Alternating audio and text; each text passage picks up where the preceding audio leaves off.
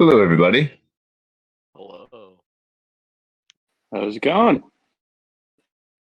I'm well. How are you guys? Well, doing well. First Sunday. First Sunday. It's a beautiful Sunday.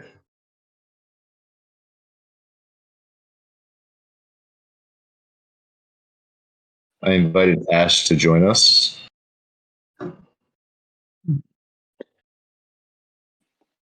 I'm here. Hello, welcome. Hi, everybody. I guess I should have put some kind of logo in my thing. I wonder if I can do that while I'm on here now. It's okay. I think you can upload the image, but it's your call. I'm about to make an announcement here.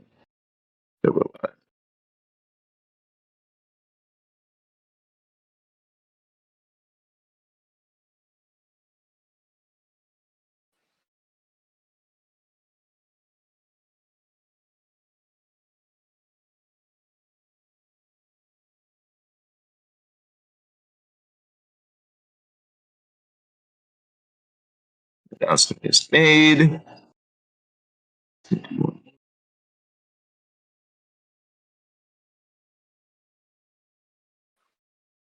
There you go, Phil.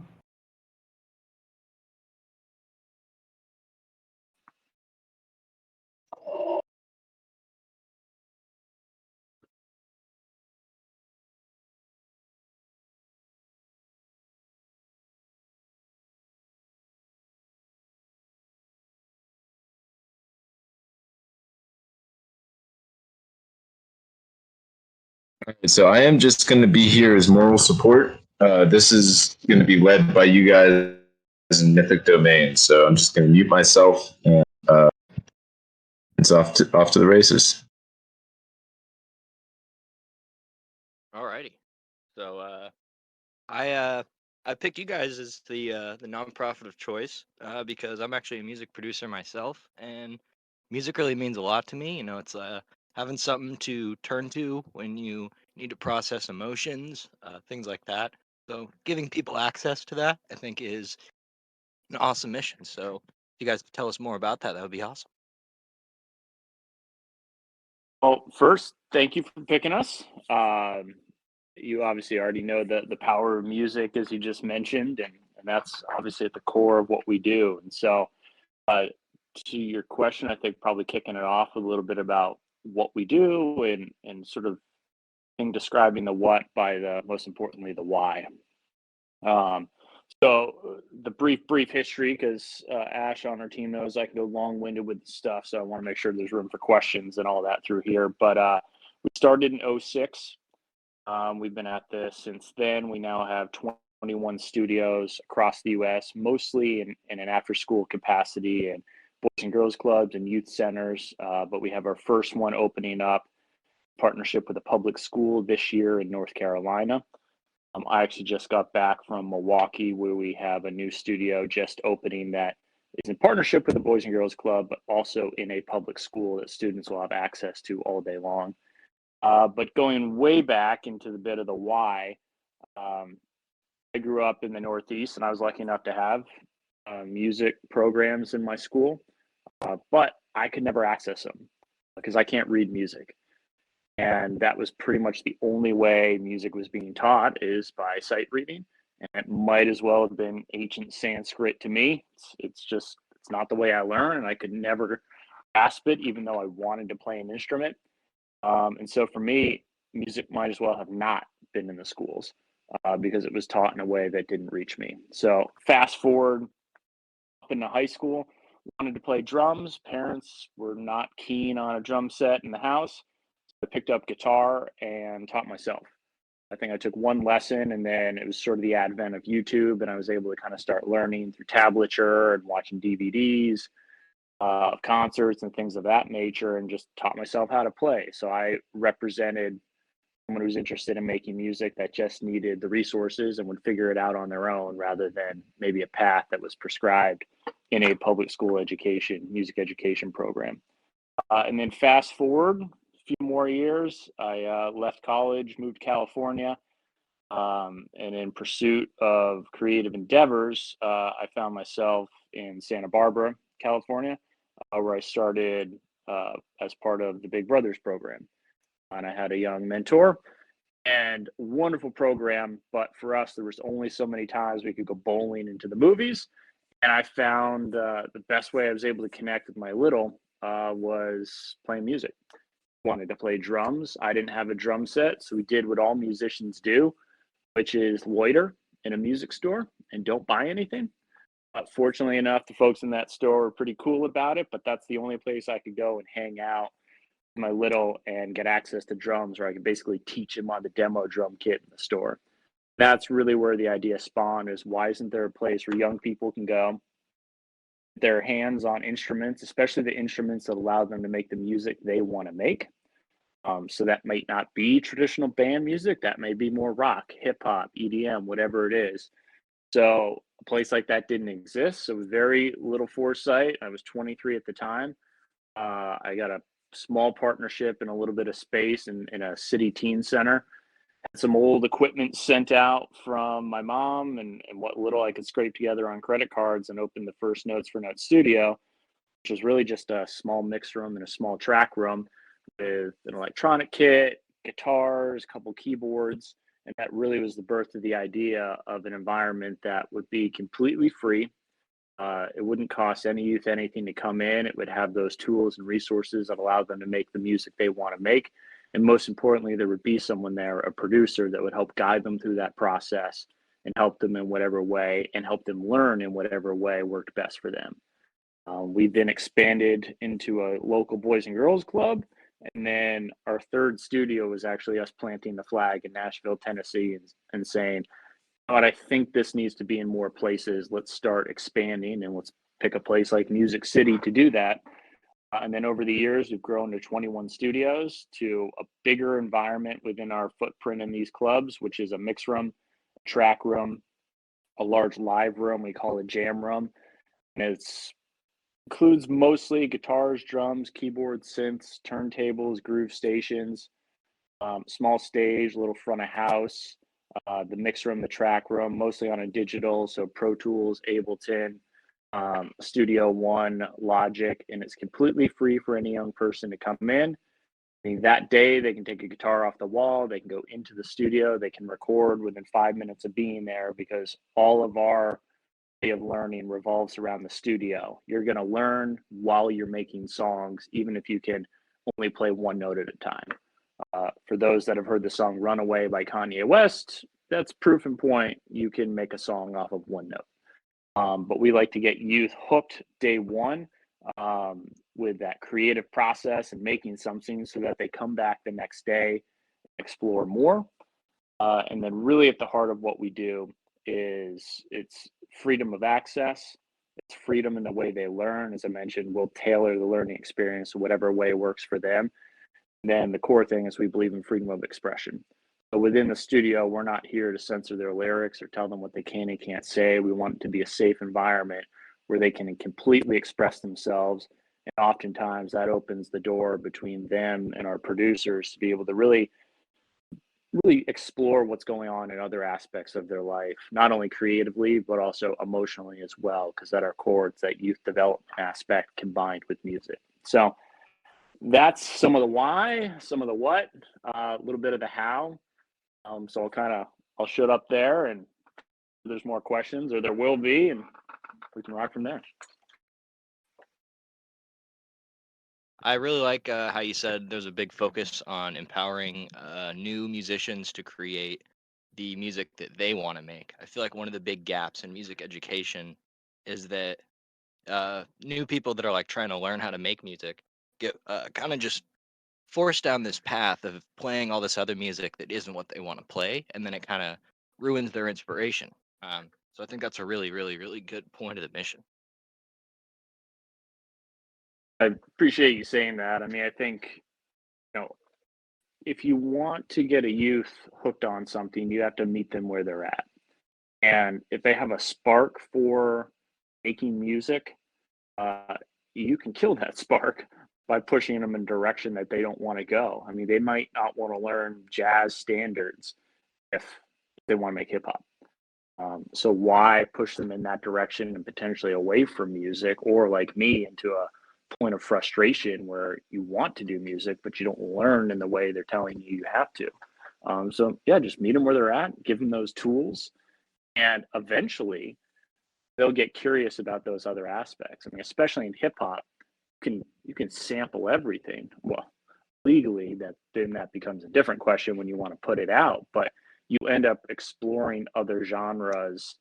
You'll naturally gravitate and find your way to potentially more traditional forms of music through sampling. I mean, we have a great track. Ashley, if you don't mind, now is maybe the time to drop this in the chat from one of our youth, Zuzu. She's now in college. She came to us through a program called Opportunity Now. It's a summer program in Nashville. About 8 weeks, youth get the opportunity with us to come in, create, record, and produce a whole album.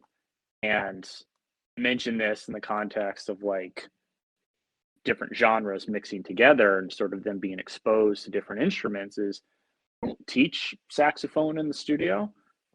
If a youth wants to learn, we'll find ways to connect them with someone who can help them, or maybe get them a saxophone. But we have this super dope track that is actually the first track Zuzu sang on with us. We brought it to Bonnaroo, where it's a music festival down here in Tennessee, where we go backstage and we collaborate with artists and bring the youth to collaborate. And this track was made in like 24 hours, brought down from Nashville to Bonnaroo. And then those who may be familiar with the band Big Gigantic, Dom from that band, who plays the saxophone, tracked live sax on this. And so here you have a blend of kind of like a more mellow pop track that now has saxophone on it, that most youth wouldn't have naturally gravitated to learn or play on. But now they're going to be naturally more curious about it because his additions made something newer and cooler with perhaps one of those more traditional band instruments. So that's that power of just like bringing people and genres, then inspiring curiosity thereafter. And we just dropped that in the flight deck chat. I don't know if you wanted to play that for anybody, but everyone could also listen to it in their own time. I've been having trouble with audio streaming through Discord. If it's possible, could Rug come up and play that?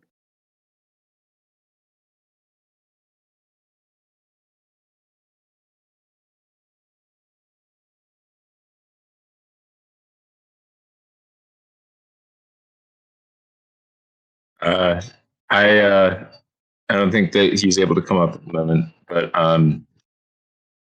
I think that Buzz, are you on the same device you were on before?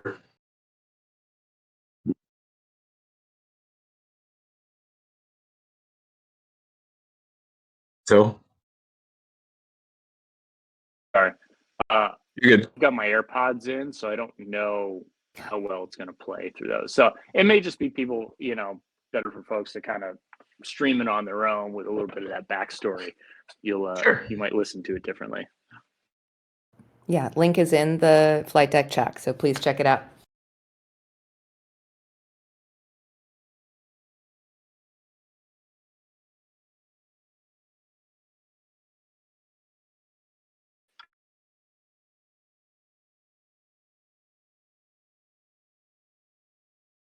Roger is going to help. Excellent. Excellent.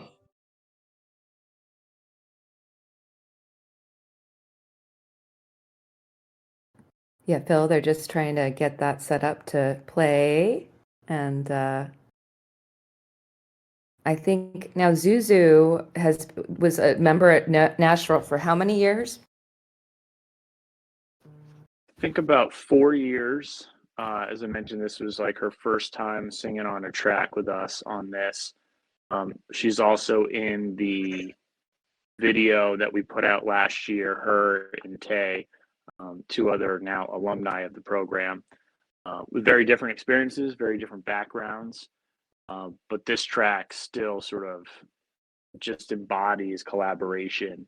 I think there's also another 5 or 6 youth on this track, including a major artist, and just the context of how it was done. It's pretty cool. And I will drop the link to the video that Phil just mentioned, featuring Tay and Zuzu, which I would love anybody to check out later because it really reflects on their journey and what Notes for Notes, what coming into that studio on a regular basis did for them in empowering them to find their voice. So I'll drop that in.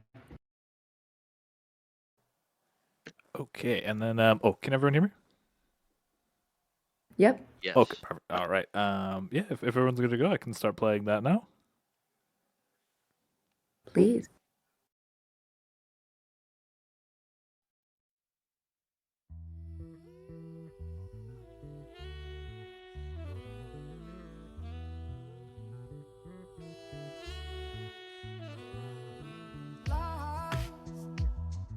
Baby, can hurt sometimes. I don't been wrong lately, trying to say goodbye. And I'm trying, but I'm joking. The words aren't coming out. And I'm trying, but I'm joking, the words aren't coming out. I just gotta let you know, you're the one I'm wanting, and I don't know where to go. These memories are haunting me and you, two lost souls, trace back to where we started. Cause I made a mistake leaving you alone, and I'll do what it takes, cause I just can't let you go.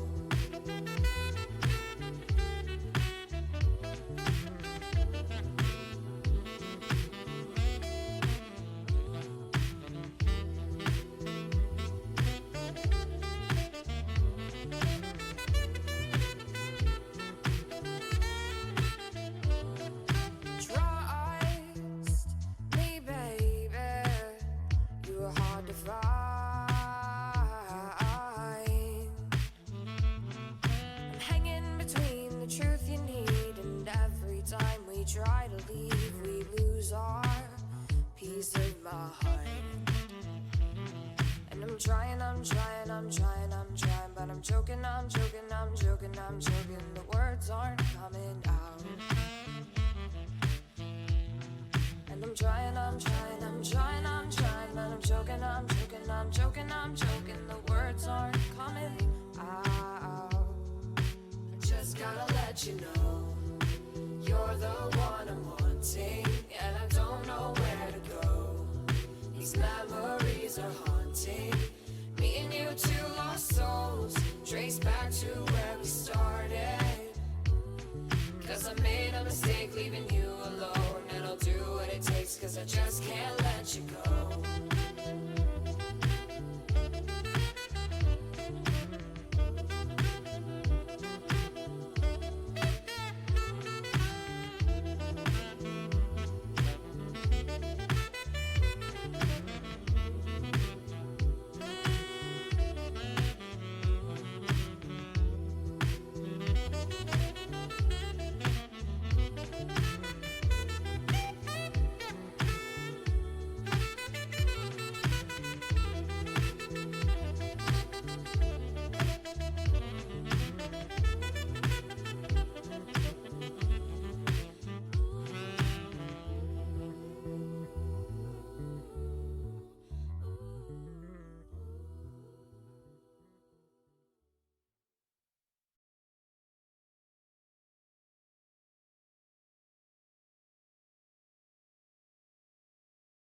Super cool. Thanks for getting that to play, man. Of course. Yeah, and then if there's more to play later, just let me know and I'll be able to hop up and get those in. Yeah, we have one more on cue, so I'll drop it when it's ready.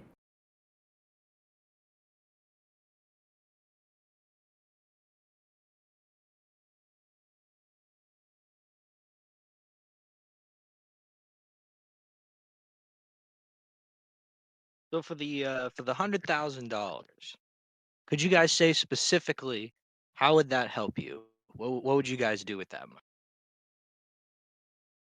Well, the biggest aspect of keeping Notes for Notes going is supporting the creatives in our organization, and we're all creatives, but the most important resource um, of Notes for Notes is, in my opinion, it's not our actual studios, the spaces, the gear, it's the people.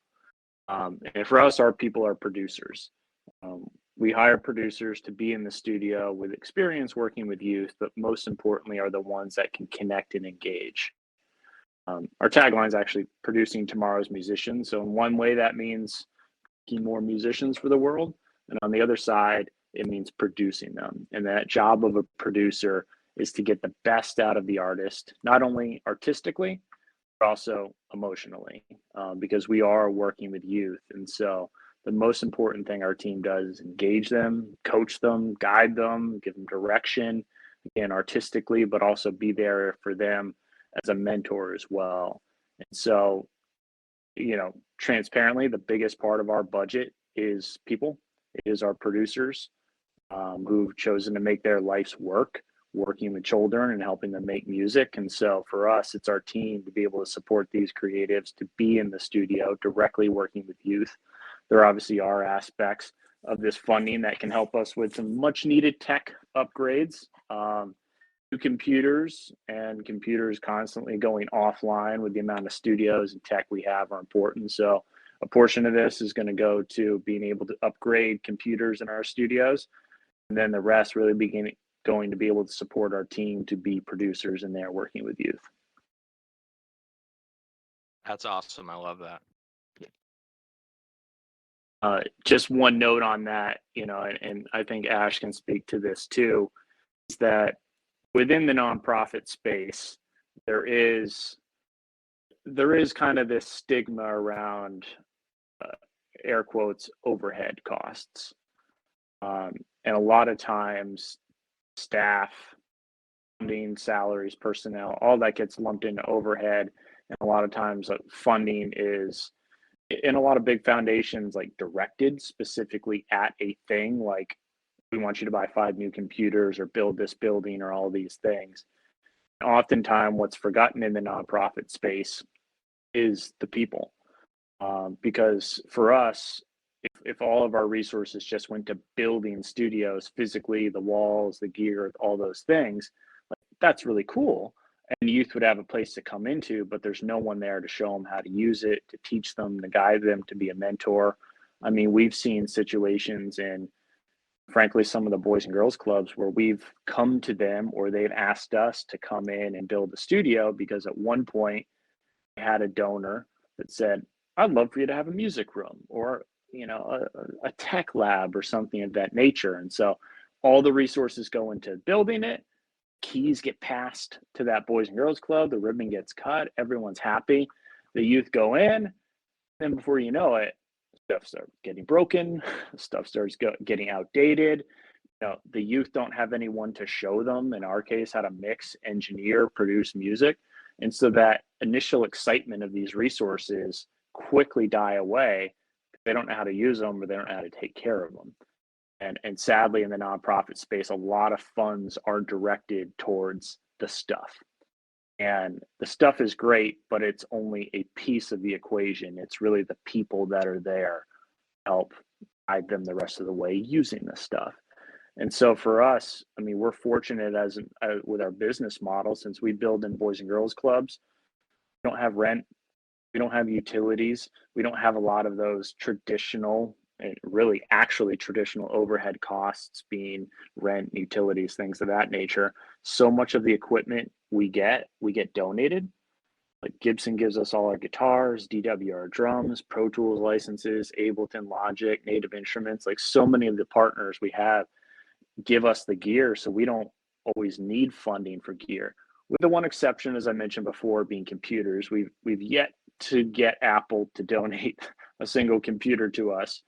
So that remains a big budget item for us. But so much of the stuff get donated. And so really, all the funding we raise, it's about 85% of our entire organization's budget is people. We don't have corporate offices. We all work from home. And So when the pandemic hit, we were used to working remote because we don't have any overhead with those offices. So for us, all of those resources go to supporting the team members.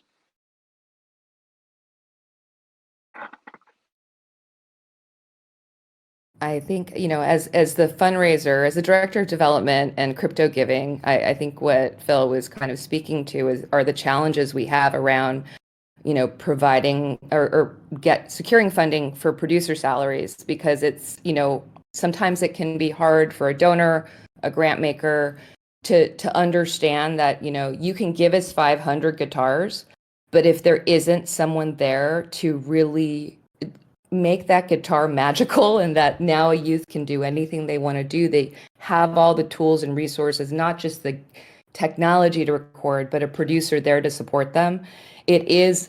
They are the heart of our organization. And so, when we seek funding and we look for things, it is to support and ensure that we have producers in every studio who are there and being compensated fairly and adequately to do the kind of important work they're doing with these young artists and inspiring them on a daily basis. So for me, it can be challenging when someone wants to donate guitars. I'm like, but what would really help us is to help us, pay our staff salaries to ensure these producers remain in these studios in a reliable, safe space, and a person that these youth can continue to meet and connect with and record with and grow with as they stay in our program.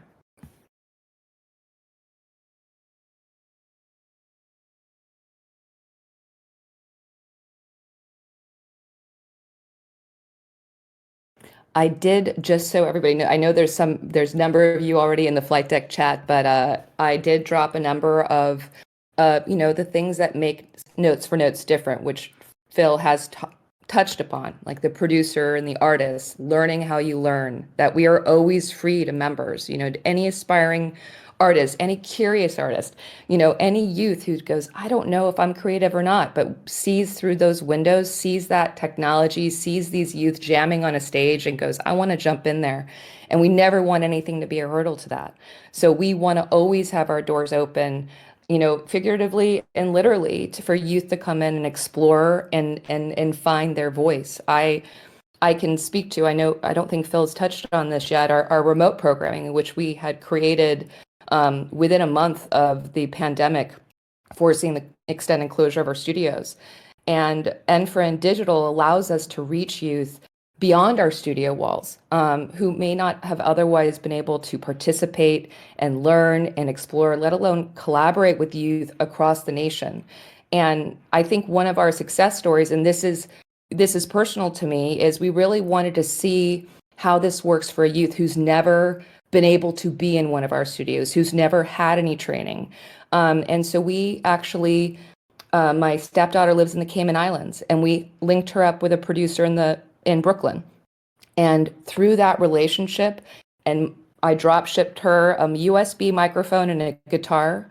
She recorded 2 tracks that are so stunning and amazing. And watching her discover her voice remotely really solidified to me that it is the producer that is the conduit for these young people to find how they want to express themselves, how they want to show up in the world, and really think about things in an intentional way. To watch her develop lyrics and develop concepts, because I really wanted to be there and see this growth.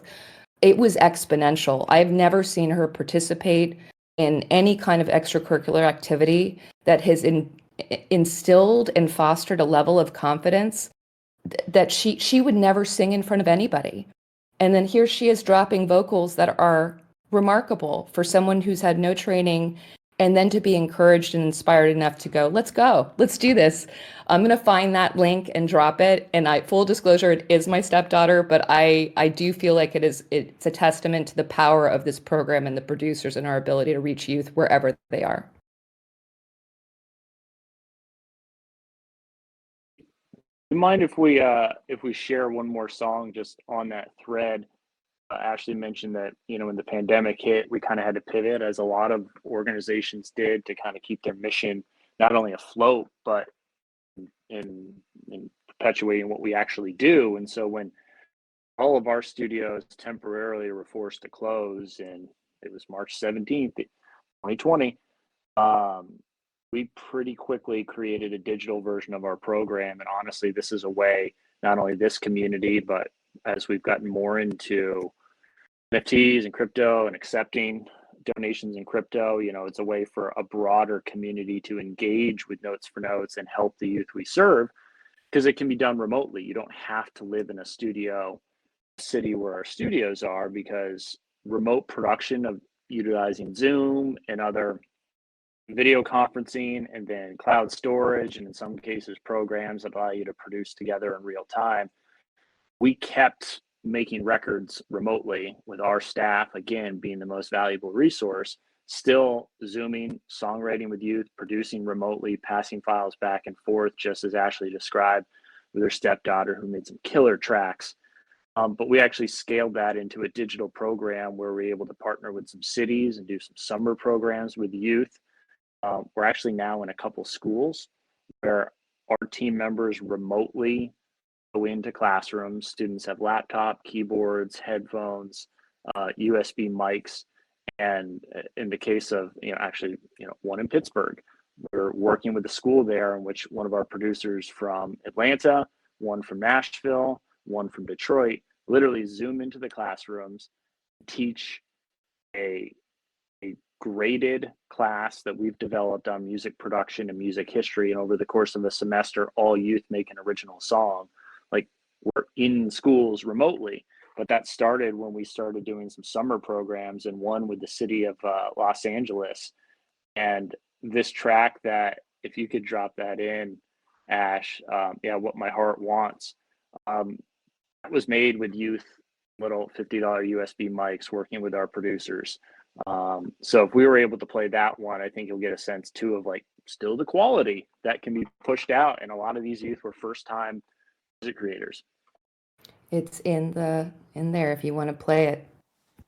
Yep, hitting play now.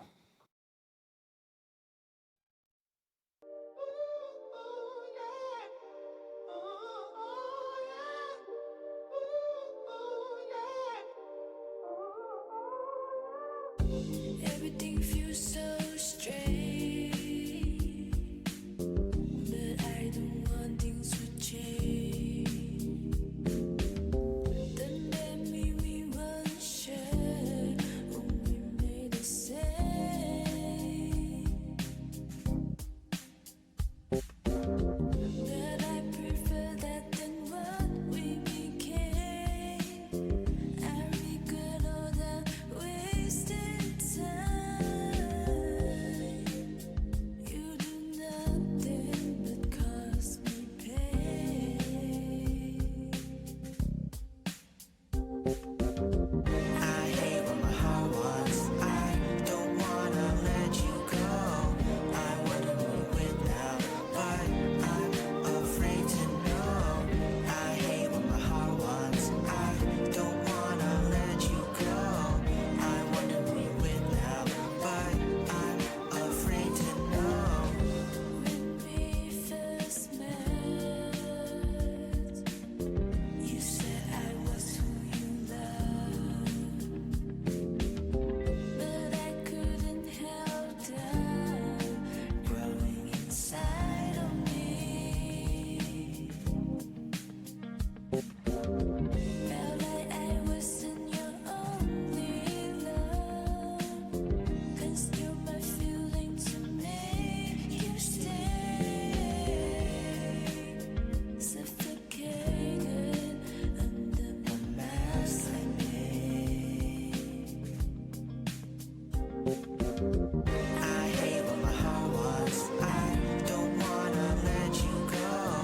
I wanna move with now, but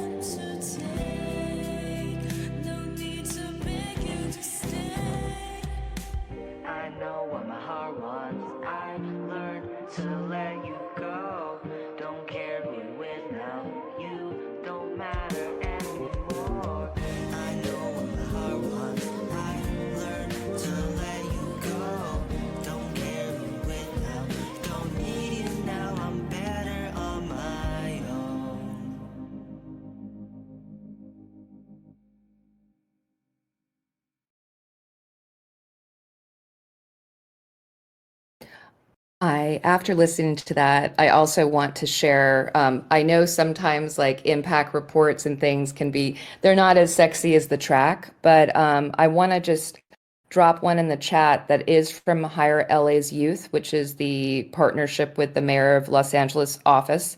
From that track is from our partnership with them. And so I'm going to drop a graphic report that has some of the testimonials of youth who participated, and I think it will give you also a broader view of how many youth's lives were touched with this one program and one cohort that, in one city. So we're excited to scale it out and be able to reach even more youth with it.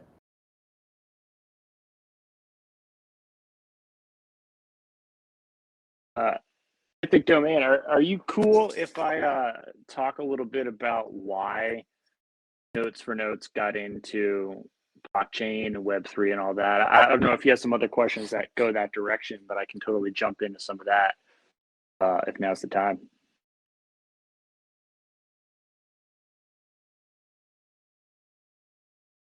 I think Yeah, you can go ahead. Cool. Yeah, this is again, to the testament of you all inviting us to be a part of this and even considering us for this charitable gift. It's a testament to the fact that this is a really exciting and welcoming and warm community and all of Web3 and blockchain that we've experienced in the past year. We jumped into this, I think, like a lot of people, and maybe even the nonprofit space too, saw that Beeple sale. I know I did, read the article probably around this time last year. I was like, whoa, maybe this is something to pay attention to. I was candidly I didn't know that much about crypto and blockchain. I immediately started reading this one book on tape. Now I got to go back and double check what it is for reference. And I was just fascinated by all the possibilities that blockchain could represent, let alone for an organization like ours. I think initially the opportunity looked like, well, there's funding opportunity here. I won't lie. I think when I read that, I was like, wow, there's resources, there's individuals that are giving, like there's a whole new community that we could do outreach to that might like what we do and want to support it in some way. And that's sort of, where it started for us, let alone NFTs and what that means for music. And I think that's ever evolving for independent artists and professional artists. All that to say, Ash and I got together very quick and said, what, we should find a way, and thank God for the Giving Block. They're just an amazing company and just the right choice for anyone doing something in the nonprofit space and charitably. Just how they dialed us in, got us situated there for resources and questions. So big shout out to the Giving Block. But when we set this up, I think it was initially just, let's make sure there's an option for people to give to us in this way.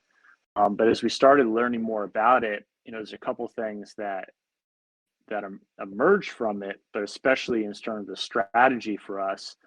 And I call it a white paper, whether that's the right use for what I wrote. I don't know if Ash, you can drop that in there. It's on our website and stuff as well. But I wrote this white paper that really is why our strategy exists for accepting crypto. And the first part of it is that I want to make sure for the youth we serve, and this is probably the most important reason, that there's an opportunity for them to not only reach inequitable status. Most of the youth we serve in our organization are minorities. And a lot of times the word is equity. How do we create equitable advantages for youth to jump from where they are to the next level and to grow? That's financially, that's socially, that's all the things that we believe in helping give some resources to be able to do that. Now, in the financial space, and frankly, even in the music space, that means, an example in music would be like they rate a song, they get it blown up on TikTok, maybe they get recognized, maybe a record label takes a notice of them, maybe any ways like that in which might be a path for them for success in music. Frankly, now that seems a little bit of the standard. But real exciting thing about blockchain, potentially for the youth we serve, is we could be educating them right now about the opportunities that exist currently and in the future with Web3 for them artistically to be able to not have to follow the path they're frankly already fighting against because of the resources and the knowledge they may or may not have. So for us, it's extremely exciting that we could be teaching young people right now about how to get their music on the chain, how to create other ways in which they could start generating revenue from an early age, that as they get better and stronger and build an audience in this community could really mean they don't have to follow a traditional path. As a lot of people, I'm sure you all see this and know this way more than I do, is that there's groups that are watching Web3 and blockchain from afar saying, I'm skeptical, I'm not jumping in yet. There's others that may be actively fighting it, probably a lot more financial institutions. And then there's some that are just sort of oblivious to it. Well, to me, that means there's an opening, there's space for us to be able to educate youth to kind of slide right in between there, potentially skip all those lines that are piling up for them in the traditional forms of, jobs, revenue, music industry, and say, you know what, we can actually give them an advantage at an early age that no one else has, which is educating them about this whole world. And so our strategy of not only getting into the space is not just about accepting donations in crypto, it's about engaging with the community and helping our youth engage and learn from it as well, so that they have a real opportunity to jump the line. And that's really important to us in terms of the youth we serve. So that's one of the main reasons. And the other side of this, and I think we touched on it a little bit when you asked sort of how we would use the funding, is there's challenges in the nonprofit world. And, we see ourselves a little bit as an outsider organization. We don't fall into the traditional granting model. A lot of foundations and large institutions, we struggle with what we do, putting that on paper in a grant and having that resonate on the other side with the person making the decision on funding. Because frankly, some of the things we believe in, like not censoring lyrics, doesn't go over real well with traditional institutions or traditional funders that are maybe more used to funding, the likes of a symphony or a curriculum music program. And so we end up kind of being on the fringe of that stuff. However, while we're on the fringe of funders, we are right in the sweet spot of youth culture, meeting youth where they're at, allowing them to make the music they want to make. I mean, some of you may have heard, I'm sure most of you at this point have heard the song A, B, C, D, E, F, U. Well, that artist, Gail, I will always know her as Taylor. And while she didn't write that song in our studio, she is a member of our program in Nashville from the age of 13 until, up until about a year ago. Now I consider her an alumni. She's well on her way artistically, but Gail was a member of our program, and it was pretty damn cool to see her on stage on the Tonight Show, not only being interviewed, but performing. And so while it is possible for some youth to kind of go on that trajectory, it doesn't always have to be the case. But, just to the testament of freedom of expression, of course, the first youth that would really start gaining success would gain that success with a song that embodies freedom of expression, A, B, C, D, E, F, U. But the point is that kind of success doesn't always resonate with the traditional foundation giving world. And so when we kind of put up the frequency or the antenna and broadcast a frequency, I think we're already seeing, and we've especially seen it over the last few months, having been the beneficiary of some really cool NFT drops in organizations that have chosen to give back when they did a drop, is that we're broadcasting on a frequency that this community understands. You all know what it means to be looking towards the future. You also know what it means to be saying there's some traditional things that don't work. So you're going to pave your own way and figure it out and develop your own communities and get smart resource people together and figure out how to do what you want to do without maybe having to plug into traditionalism. Frankly, that's the way we think too. I'm sure it's burned us sometimes with funders and stuff like that, but I always think it's the right approach, be authentic and honest with who we are, what we believe in, and how we want to move forward, because we can't take funding based on having to change who we are. If someone said, give you $100 million, but you got to start curbing what youth say, I'd be like, no, thanks.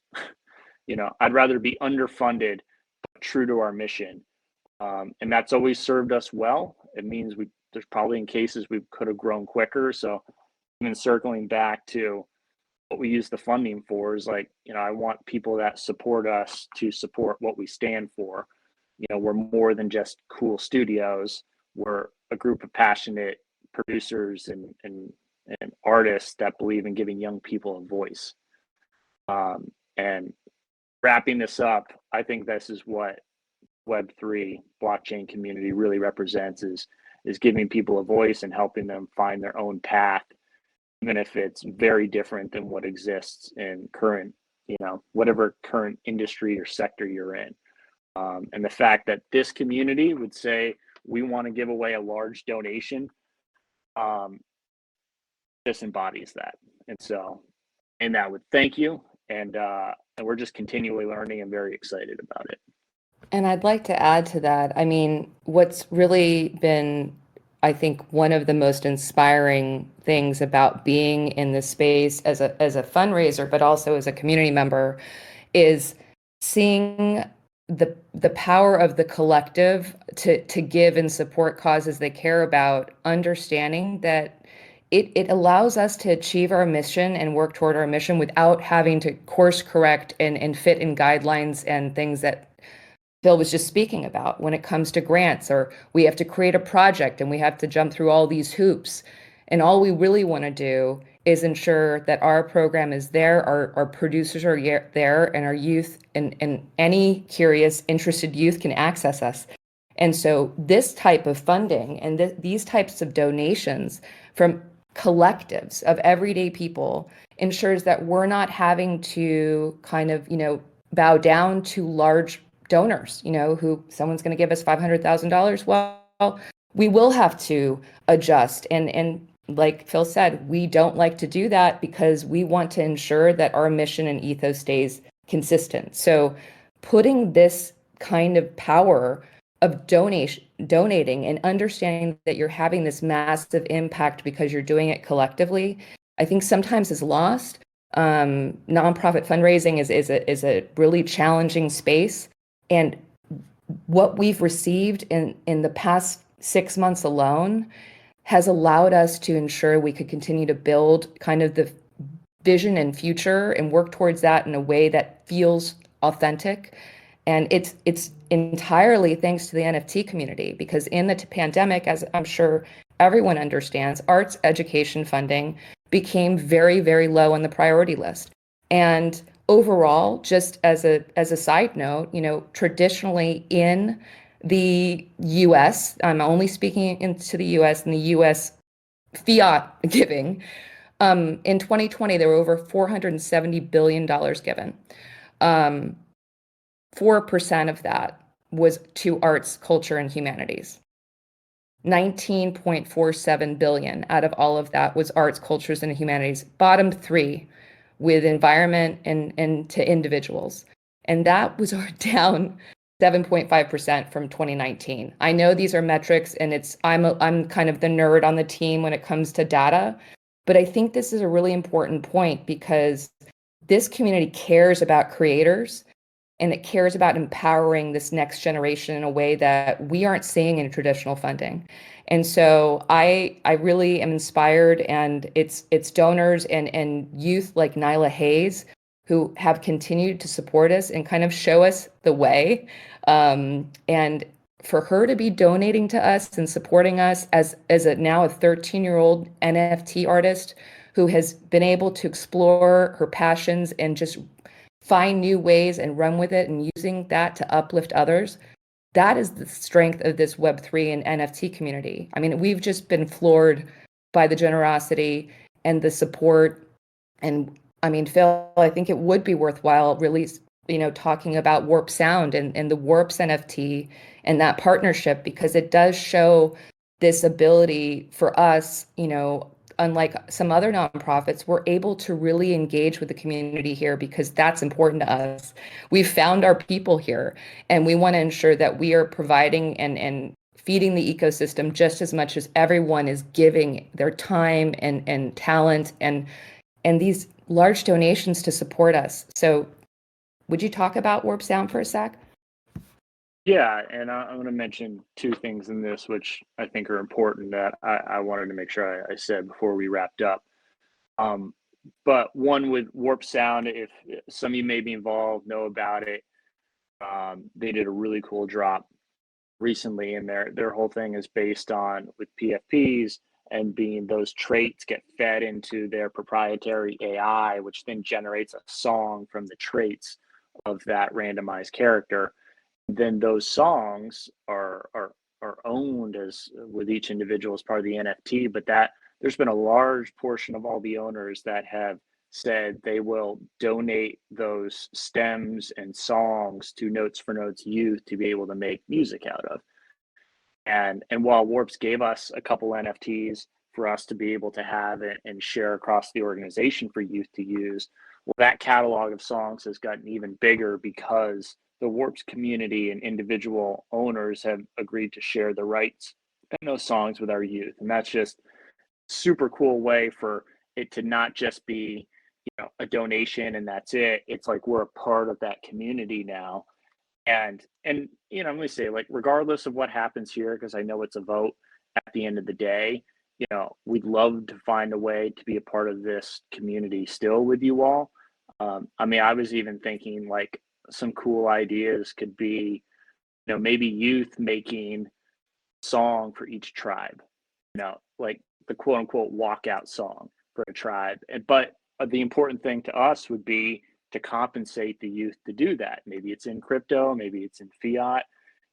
If we were selected as the chosen charity, I've already got the idea of how much I'd allocate back to the youth to do something cool like that, to make a song for each tribe and the youth get paid and compensated, because we want art, especially for the youth, our program, to be like, it's not just a hobby, it can be a career.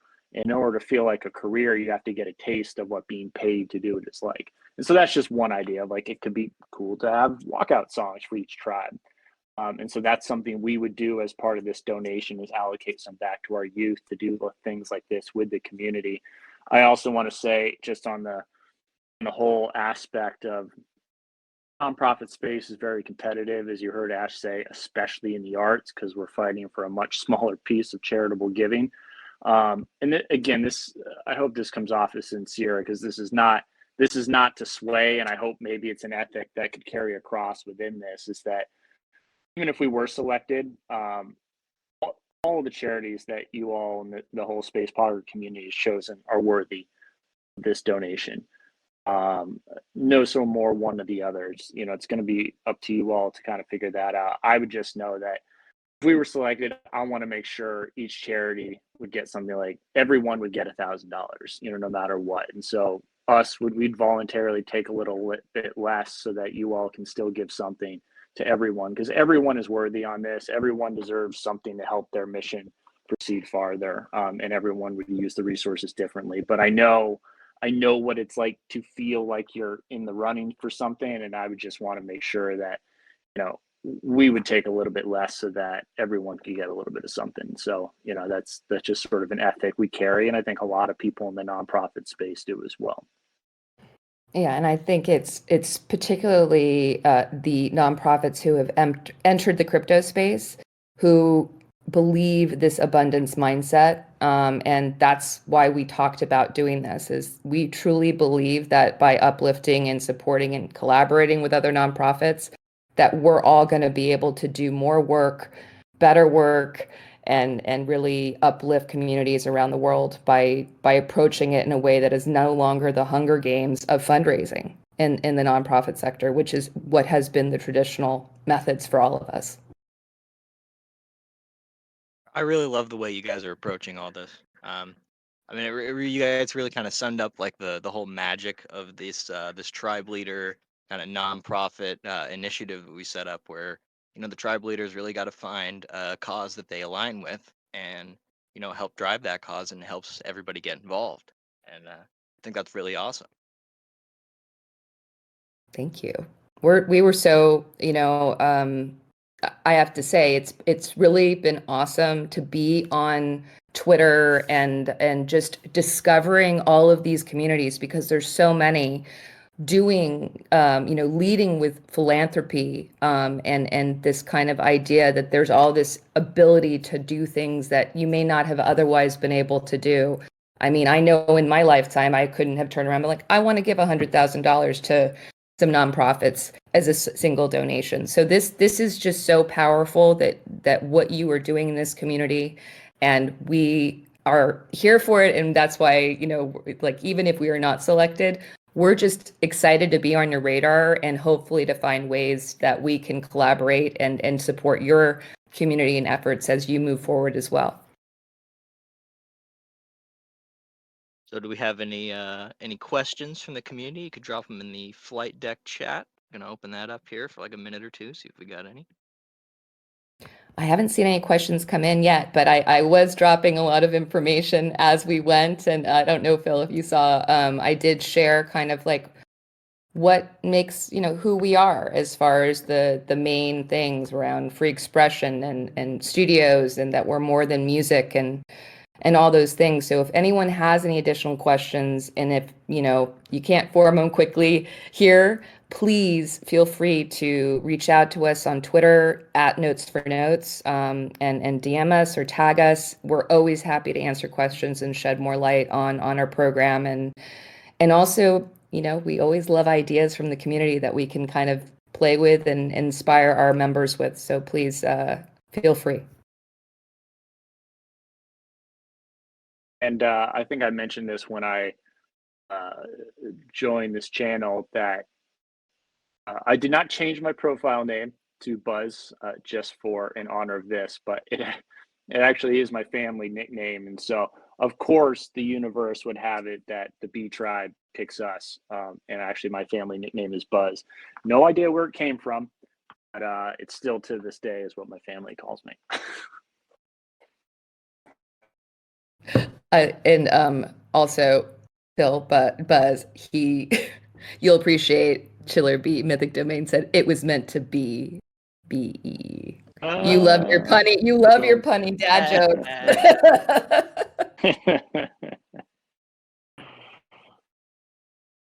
Oh yeah, that's awesome. Thanks for coming up, guys. This has been great. Thanks for having us. Appreciate it. Yeah, and I don't know. Do we maybe want to close out on one of the songs you put in there? The only other one I put in was Sadie's Note to Self, which we could, or Solomon's Note to Self, if we want to share that, or if there's another one you want me to drop in, we could close out on another one. Another thing, it's like, do we want to end on a hype, or do we want to end on something kind of mellow? Because let's go hype. Hype. Let's go hype. I'm sorry, because Solomon's song is definitely mellow. Maybe people save that for the Sunday evening listening. What would you like us to put for now? Let's see. Peter's being a little slow. I was thinking something from Take Note 3.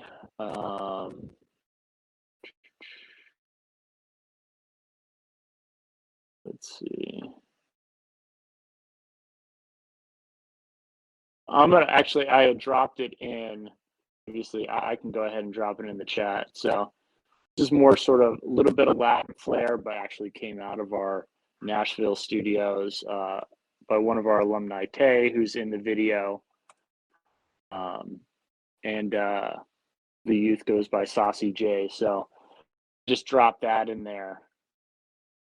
And we're able to kind of play and lean out on that one. That'd be great. And again, just thank you to everybody. Really appreciate you nominating us. And like I said, regardless of what the outcome is, we'd love to just find ways to engage with the community. Like if there's an angle with the theme song thing, like love to explore it. So, but thanks again. Yes, thank you so much. And again, yeah, feel free. DMs are open, and I'm always checking those on Notes for Notes. So anything, please feel free to send it my way.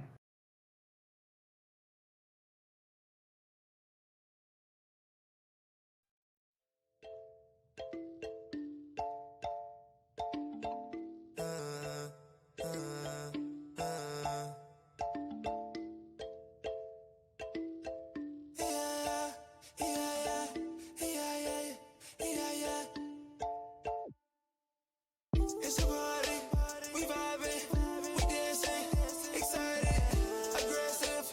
You like it, amazing. Let's try it. Give into the rhythm, be the music's victim. No more hesitation. Move with the vibrations. I like the way you're moving your body, yeah. You shaking all through the party, yeah. We not caring much about it, yeah. Turn up the music, we vibing, yeah. Shorty, when she see me, make her body go crazy. Every time she see me and she shake it, amazing. She a little freaky, she my baby, not base. Esa chica me hace loca, pero es me, baby. Rider with the windows down. It's summertime, time to hit the town. Keep my head above water, don't drown. Head in the sky, cause I can't look down. It's a party, we vibing, we dancing, excited, aggressive. You like it, amazing. Let's try it.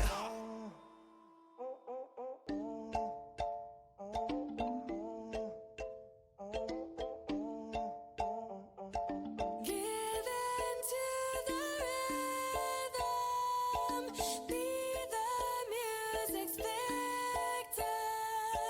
No more hesitation. Move with the vibrations.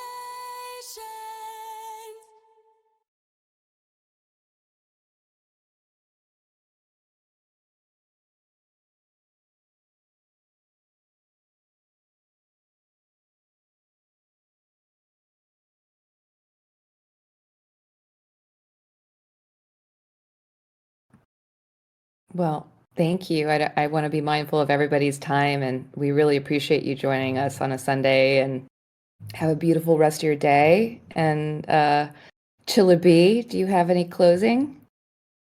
I just want to say that we will have a custom coming with the badge, so everybody do claim your badge in the badge channel for coming to the AMA.